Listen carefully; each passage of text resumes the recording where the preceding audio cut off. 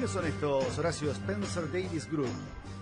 Spencer Davis es una banda que yo conocí en el año 66 cuando sacó este disco que se llamaba Otoño 66. Ajá.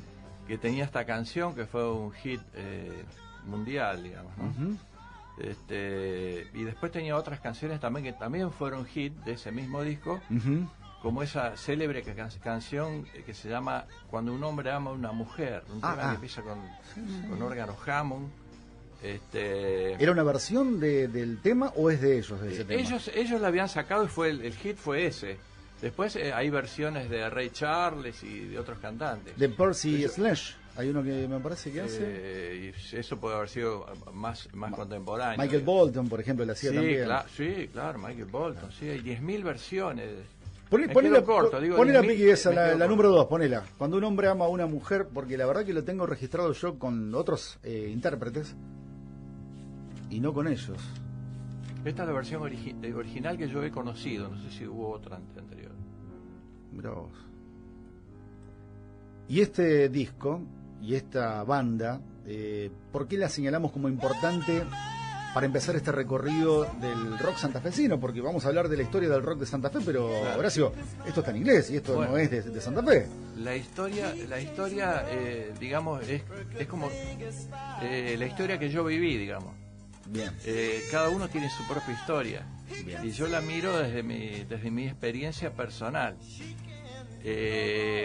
Yo me ligué a la música, digamos, por un amigo que iba al colegio conmigo, al colegio Don Bosco. Y nos ponemos de pie, nos ponemos de pie a nombrar el colegio Don Bosco. En el año 64, yo conocí a Hugo Zimmerman, que era compañero mío ahí en el colegio. Y él tocaba la guitarra, cantaba todo el día, estaba con una guitarra criolla y cantaba canciones de los Beatles. Así que nos hicimos amigos enseguida, año 64. Y a partir de ahí él se conectó con unos chicos que estaban armando un grupo, o que ya estaba armado, lo habían invitado a tocar el bajo, y yo empecé a ir a los ensayos. ¿Vos ya tocabas el piano, el órgano, el teclado? No tocaba en grupos, digamos. Yo había estudiado piano todo el primario, me recibí maestro de piano, profesor de teoría y solfeo. Cuando terminé el séptimo grado, digamos que antes era el sexto grado.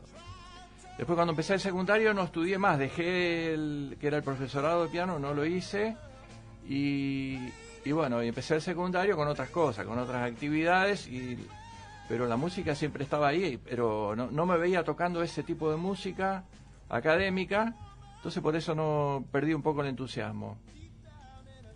Pero ahí me ligué con este amigo y él se conectó con una banda que te decía, que yo empecé a ir a todos los ensayos y bueno, ya me transformé en esa banda como una especie de manager, asesor musical, elegía las canciones, el repertorio, lo ayudaba con las letras, porque en realidad eran todos covers, o sea, eran versiones que se hacían de los temas que nos gustaban, todos cantados en inglés, porque el rock en español todavía no existía. En el año 64 era otro tipo de música, estaba otro tipo de música acá en la Argentina que nada que ver con el rock. ¿Qué se escuchaba? ¿El Club del Clan? Claro, todo eso, sí. Sonaba mucho nacional.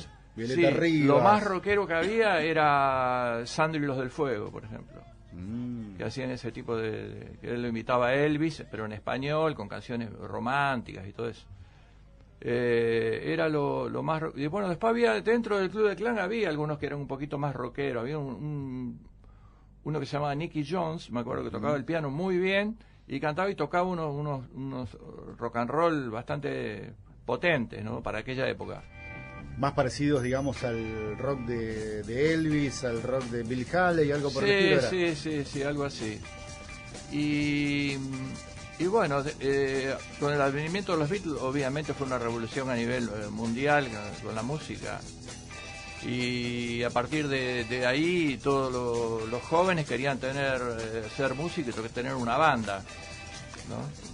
Y bueno, nosotros aquí también, en Santa Fe, yo tenía otros amigos aparte que también intentaban armar una banda.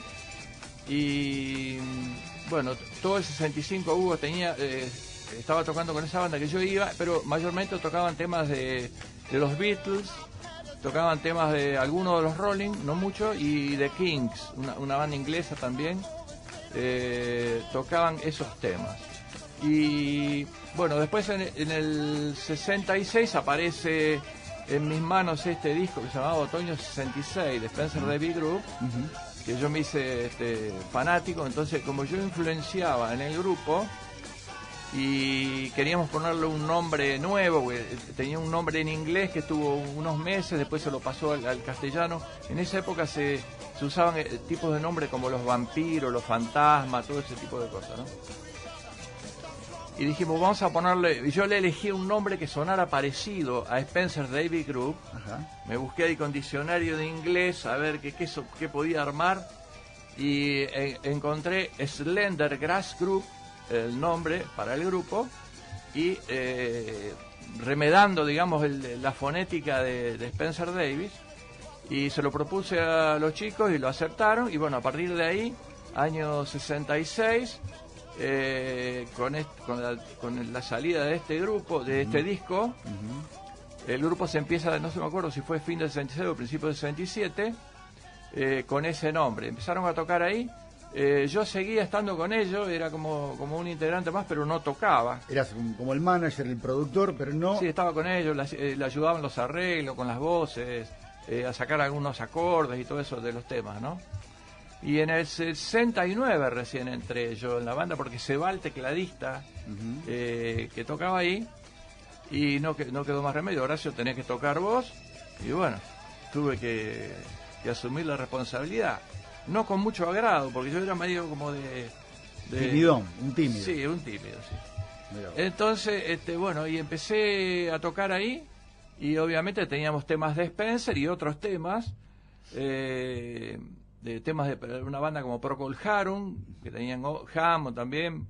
Como yo tocaba teclado, entonces el gusto venía por ahí, ¿no? Spencer Davis también, con Hammond, Steve Winwood, el cantante, un cantante impresionante, de una trayectoria hasta el día de hoy que está tocando, ha tocado con todo el mundo, reconocido mundialmente, compositor, gran tecladista y gran guitarrista, músico total. Y bueno, 69 que entramos en la banda, como Slender Grass Group, estuvimos tocábamos por todos lados nosotros. Tocábamos compartiendo un lugar con los bichos de Candy. Candy era una confitería bailable que estaba en un subsuelo. ¿Por dónde estaba? En el centro, pleno centro, en Salta y Cortada Bustamante, creo que era esa. Salta. Es donde está ahora la Plaza del Soldado. Ajá. Eso antes era una calle. Ajá. En esa esquina, que ahora creo que hay una casa de venta de ropa de colchón y todo eso. Sí, ropa blanca. Ahí había un bar que se llamaba El Cabildo. Y abajo había un subsuelo. Y fue una de las primeras confiterías donde tocaban grupos de rock. Ahí empezaron a tocar los bichos, se llamaban Los Bichos. Después ya se identificaban como Bichos de Candy, porque tocaban en Candy. Cuando los bichos los contrataban en bailes y todo eso, antes había bailes por todos los clubes del interior, y en los clubes de aquí de Santa Fe había bailes. No había música en vivo. Música de grupos, y la gente iba a bailar y tocaban las bandas. Y cuando los bichos salían, nosotros le hacíamos los reemplazos, digamos, con Slender Grass Group. Era la banda soporte, digamos. La banda soporte, a veces tocábamos los dos y a veces tocábamos uno o tocaba el otro. Y bueno, obviamente que nos hicimos amigos de todos ellos, compartimos la música, la vida. Fue una época muy linda, 69-70. En el 70, creo que fue, en el 69, los bichos consiguen un contrato con un sello de Buenos Aires llamado Odeon. Y hacen el cover de los Beatles, ¿cómo se llama? El blues de... Bueno, se me hizo una laguna. Ajá, ya va a salir. Oh, Darling. Oh, Darling, sí. Oh, Darling. Oh, querido. Bueno, claro. Ellos hacían más Beatles, digamos. Los bichos hacían más repertorio Beatles. Y bueno, ese tema que lo cantaba Carlito Johanna, tremendo. Hicieron una muy linda versión. y tuvieron gran éxito y tocaban por todos lados. Eso nos permitió a que nosotros como Slender Grass Group tocáramos más tiempo, todos los fines de semana en Candy. Y en Candy se tocaba a veces los viernes a la noche, sábado a la noche, domingo a la siesta, había matiné, ¿no? Así que por fines de semana domingo se tocaba, a la siesta. domingo Una confitería. Matiné, que iban los jóvenes, digamos, todos adolescentes, 13, 14, 15, 16 años, 18, qué sé yo, no me acuerdo bien las edades, pero toda gente muy joven iba los domingos, había matiné.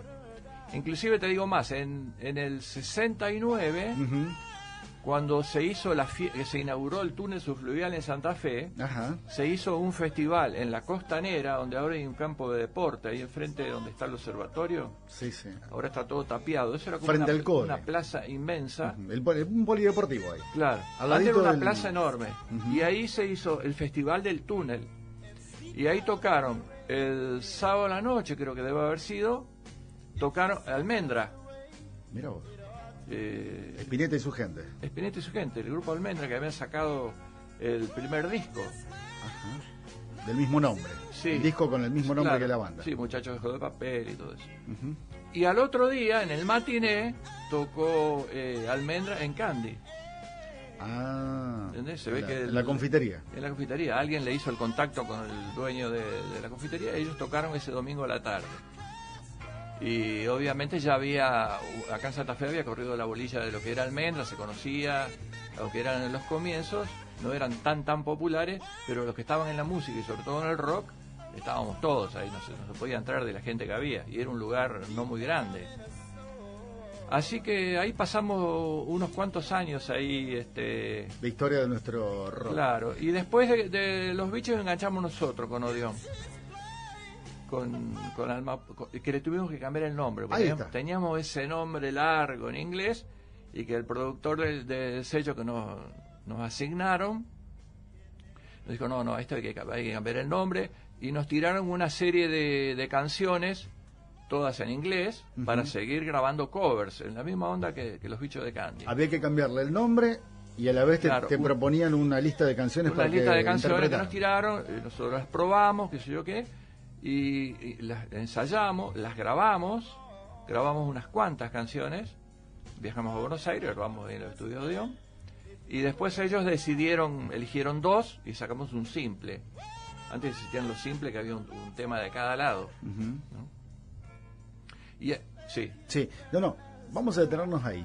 Bueno, dale. Por un momento. Pero cómo no. Alma Pura. Lo que primero era en inglés, Slender Grass Group, que era una especie de homenaje a Spencer Davis Group. Bien, sí. Se convierte en Alma Pura. Sí. Eso fue por la década del 60 y desde el 67 que empezó Slender hasta 70 que se cambió a Alma Pura. 69, 67, 68, 69 y 3 o 4 meses o 5 meses, no me acuerdo bien, del 70. Bien, vamos a hacer eso. Vamos al año 1970. Bien.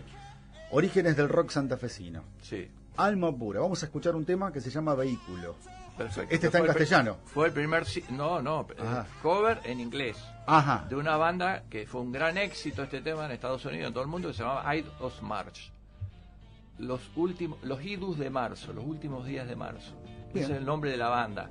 Nosotros hicimos una versión santafesina del tema de Ides of March, que es una banda con muchos caños, ¿no? Así que hicimos una adaptación, digamos. Ahí la escuchamos. Año 1970, orígenes del rock santafesino, Alma Pura, y escucha este tema. Ahí va, suena así. Está el ruidito, mirá.